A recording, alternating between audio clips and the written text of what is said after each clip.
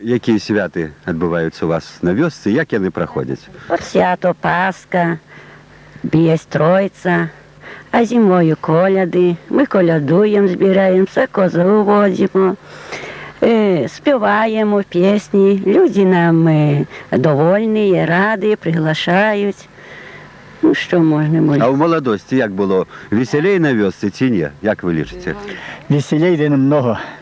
А чому зараз сумно? А хто його знає зараз? Я вам зараз, знаєте, як то всі один на одного недовольний, Бог його знає, як сказати. А раніше було, вийдеш по вечері, то там пісні, там везде поють. А зараз, якщо б заспівав, на вулиці вічно сказали п'яний. На вашу думку, що подобається людям у народній пісні, у народному танці? Що менавіта? Що подобається? Красива пісня, якщо красиво споєш, то подобається всім. Ну, а як навчитися добре, хорошо співати, пригоже? Як голос є, то й хороше, ну а як не маєш голосу, то ж не заспіваєш хороше. А я думаю, що не тільки голос потрібний, щоб пісня добре гучала, але ще Треба, щоб був.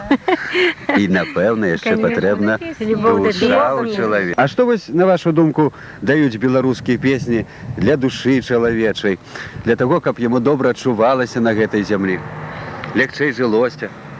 Ну що дають з пісні? Як співаєш, легче живеться. А чому так відбувається, як ви думаєте? Ну от яке горе. А як заспіваєш, то й забудеш його.